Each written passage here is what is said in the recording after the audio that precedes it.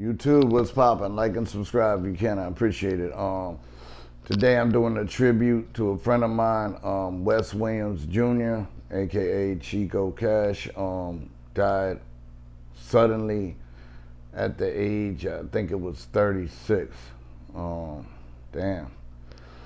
God bless. You know, I don't know exactly how he passed away, but I'm just here to talk more about, let's try to give people their flowers while they're here. This young man helped a lot of people in the beginning of their career, especially in acting. I met him when I came to Boston and did some films and stuff. I met him. I know a lot of really good actors he put on that are past me now, you know, in acting and all that. And he was very creative. He had a lot of good films. He was also, I wasn't that much known on his music, but like I said, Chiko Kash, so I know he started getting into the music and all that. He was just very creative, with the films, like, sky was the limit. He was actually working on projects and had projects in the works. And I just think he was just gonna continue to go farther and farther, and was a rising star, you know. So my condolences to his family. Rest in peace. I have one little clip of me and him. And, you know, just to talk about tomorrow ain't never promised, you know. So let's try to give people their flowers while they're here. It's good to have game plans, like a 5-year game plan, and, you know, think of your future and all that, but you also have to enjoy the time while you're here. And because tomorrow ain't promised, and, you know, try to have things in order. If you have kids, or even if you don't, you know, things you can give to certain family members, even if you ain't got much. You know, always try to have some type of, you know, will, whatever. And, you know, try to tell your loved ones, your wife, or I don't know, your mom, your kid, whatever, you know, good night, love you, you know. Try to leave things on a positive tip, because you never know when it's our time to go. One thing you do know is we all go. I remember when I was little, I'd see these hamster like running a circle in a wheel, you know, and I'm like, damn, they running a circle in this wheel, you know, and then one day they're gonna die or whatever. And like us as humans, like that we're basically the same way, you know, like we live our life or whatever, but we all know one day we're gonna go.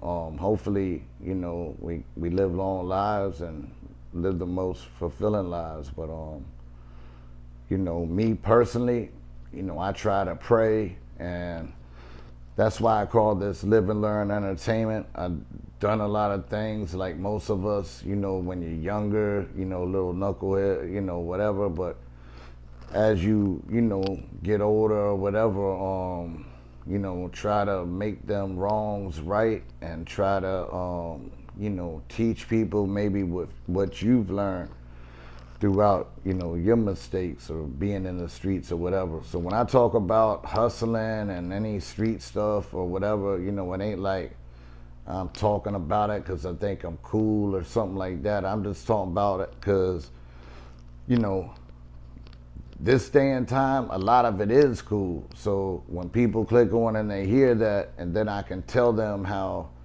you know, hey, yeah, I did this and this, but this is what I learned from this and this, or this is what the consequence was from this and this, you know, because nobody really wants to hurt. You know, it's kind of hard for people to relate from people who ain't never, you know, if you're let's say a rich person and you ain't never been in trouble, and you, I don't know, graduated from Harvard or something, you really ain't got much in common, you know what I'm saying, with a young dude growing up in the streets or whatever. But when, hey, you were that young dude growing up in the streets and hustling or gang banging, whatever it is, you know, you can relate to them, you know, youngins more, you know, because like shit, at one time you were basically them, you feel me? Like, you know, now you're older and now they come in, you know, so you know, it's all about trying to get a positive message without like necessarily preaching, because everybody learns on their own time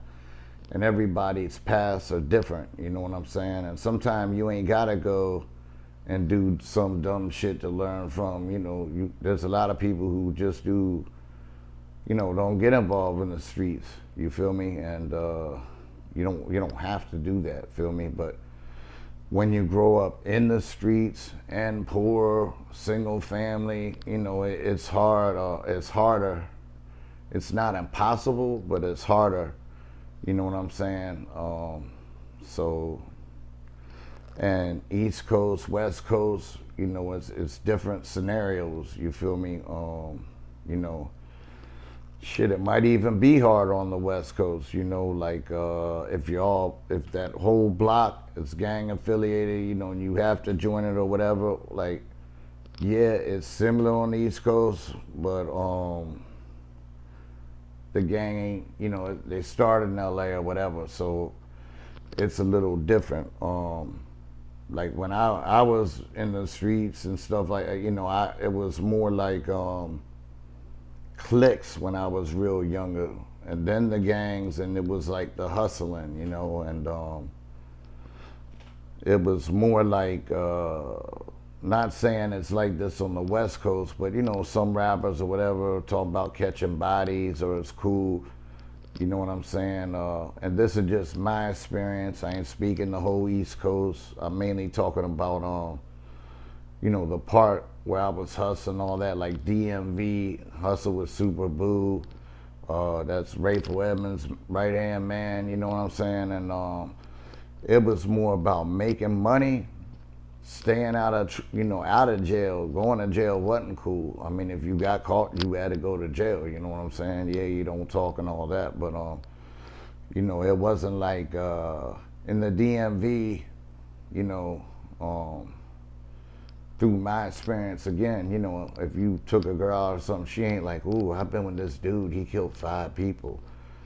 Like, what's that gonna do for her? She wanna be like, oh, I've been with this dude, he picked me up in a new Benz and we ate lobster and went, you know, it was about, you know, dressing good, having money, have money saved, and then, you know, taking that money and investing it legally. You feel, open up a record label, open up a store, open up an ice cream truck, own trucks. You know, like Whack 100, he owned a lot of trucks, whatever. Obviously, he's West Coast, but that's what my homie did on the East Coast, you know. So, you know, it was more like being a hustler, you know. And, yeah, of course, you're packing and all that in case anything goes down, and you got to protect yourself if you have to. But, you know, catching bodies wasn't cool. It's bad for business.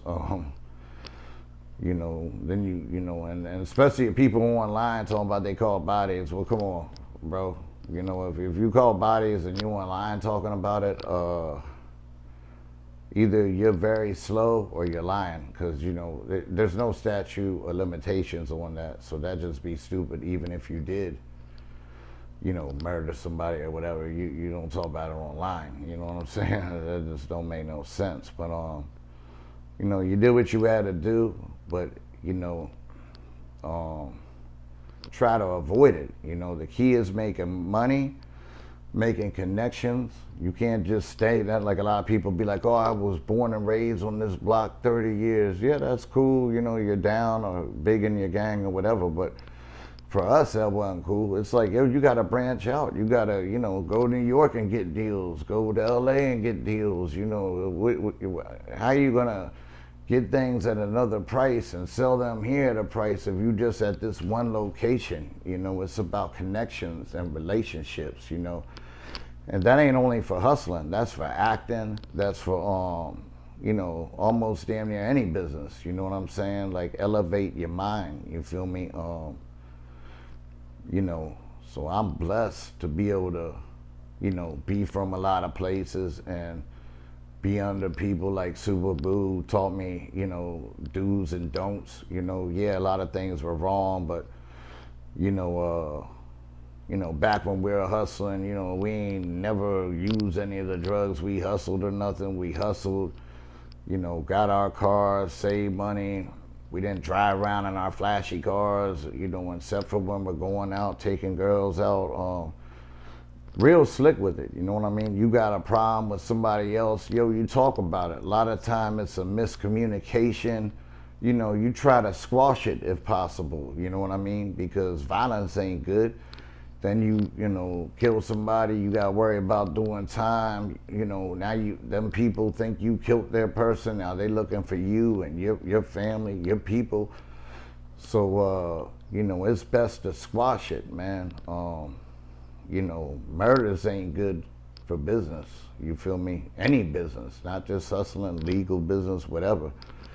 You know, who wants to go, hey, yo, you want to go get steak here? 5 people just got killed here last night. Your girl going to be like, hell no. Like, oh, what would I want to eat? It ain't that damn good. You know what I mean? So like I said, you know, to me, murder's never been cool. Oh, I got 5 bodies. Well, and how much money you got, bro? Well, you got 5 bodies and you got $10 in your pocket. Come on, man. Like, for me, it's always been about money or whatever. And, you know, hey, you know, hustled, I did time and all this stuff. You know, I ain't rich or nothing like that, but like, I've learned things in life. And like I said, that's why this live and learn. It ain't on no bragging. It's to like, try to let the youth know, you know, yo, you know, hey, we were young like you at one time, lived in the streets and all that. This is what we learned, you know what I mean? Like, peep some game and, you know, without preaching or downing anybody, you feel me? And, you know,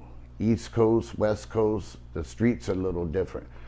So I talk about the difference on that. I'm not knocking the West Coast. I ain't bigging up the East Coast. I've lived in both places, you feel me? So it's like, but there is a difference, you feel me? So I just try to let people know, since I've been in both places, I know a little bit of the differences. I know more about the East Coast though than the West Coast, and that's why I say that just through my experiences and through my relationships, you feel me? But you know, a lot of that tough guy shit is when you're younger, you feel me? Like 18 to, I don't know, 28.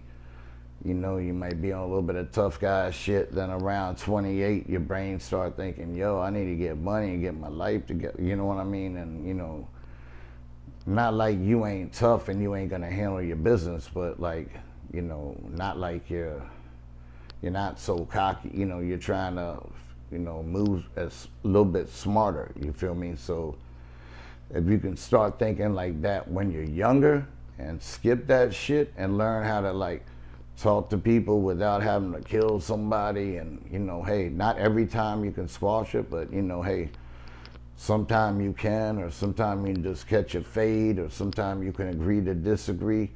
Because remember, anytime you kill somebody or any enemy you make, it ain't just that one enemy. You done made like 20 enemies, because you made enemies now with their father, their brother, their cousins, their gang, their clique, their crew, you feel me? So if you can squash it, you know what I'm saying? And then y'all end up becoming cool. Now you might be cool with their cousin, their brother, their, you know, you feel me? And like, then you're stronger, you feel me? And, you know, like I said, something cheaper over here might be more expensive here.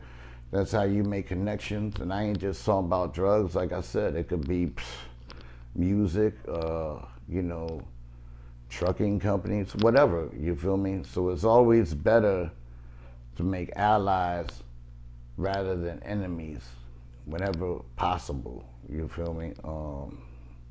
That's one thing I learned, but you know, that came up because I just was thinking about things, but that ain't got nothing to do with Wes Williams Jr. You know, he was a stand-up dude, wasn't involved in any of that as far as I know. He was just a very talented producer, director, music person, a good friend. I just brought them things up because he was young, and you know, just talking about tomorrow ain't promised. So the sooner we think smarter, you know, the better we'll be. Yeah, he was none of them things. You know, as far as I know, you know, he was a stand-up citizen. You know, wasn't involved in any negative stuff at all that I know of.